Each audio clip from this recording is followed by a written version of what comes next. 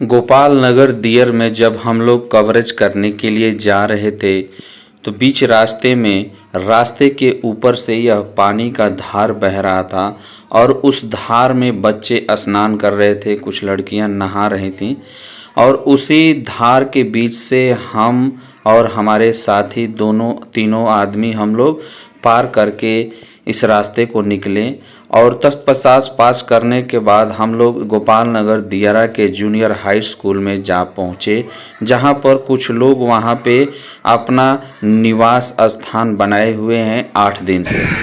नमस्कार, मैं अमरनाथ और आप सभी देख रहे हैं दुआ ब्लॉग। दोस्तों, आज मैं गोपाल नगर दियारा के गांव में आया हूं और इस गांव में सरयू नदी का पानी के वजह से इस पूरी गांव को पूरी तरह से डूब चुका है और इसी गांव में एक है जो जूनियर हाई स्कूल है। इस जूनियर हाई स्कूल पर मैं आया हूं, जहां पे गांव के लोग यहां पे आकर के अपना गुजर बसर कर रहे हैं। यहां पर हम लोगों से बात किए तो लोगों ने ये बताया कि यहां हमारे पास कोई अधिकारी, ना तो लेखपाल, ना एसडीएम, ना ही कोई प्रधान, ना ही कोई आपका विधायक, ऐसा कोई भी सरकारी आदमी या जनप्रतिनिधि यहाँ कोई नहीं आया।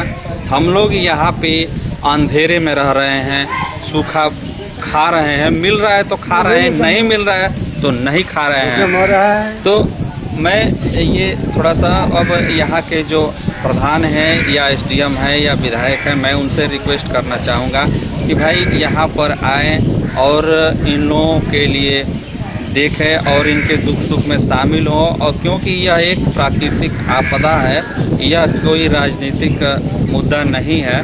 यहाँ पे जो भी समर्थवान है, जो भी कर सकता है, यहाँ आए और इनकी व्यथा को जाने। इनके दिल के अंदर वो दर्द है जो कि सुन सुन के बड़ी ही हमको दुख हो रहा है। तो हम चाहेंगे कि यहाँ पर आएँ और इनकी दुख को समझें। फिर हम चलते हैं, थोड़ा सा यहाँ के गांव के अन्य लोगों से मिलकर के बात जानेंगे कि उनकी क्या क्या दुख भरी कहानी है, थोड़ा सा मिलकर के जानेंगे। तो आइए चलते हैं। हमारे साथ कुछ गांव के लोग बैठे हैं, थोड़ा सा इनसे हम चर्चा करेंगे और जानेंगे इनकी व्यथा क्या है। आपका नाम क्या है?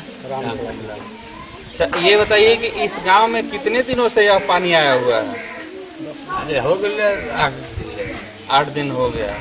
8 दिन में यहाँ पर कोई नेता या कोई नहीं है। गाँव का प्रधान तो 8 दिन से इसी स्कूल में आप रह रहे हैं।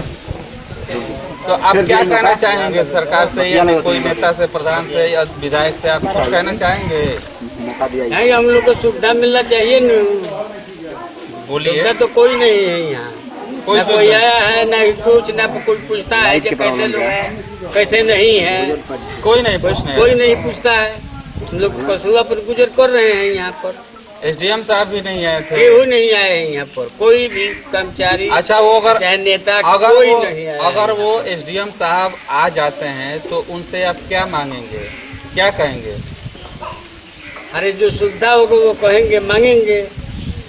अपनी मांग हो सकता है कि वो ना आए और ये बातें उनकी तक जाए, तो हो सकता है कि आपको वो मुहैया कराए। आप अपनी बात को कहिए।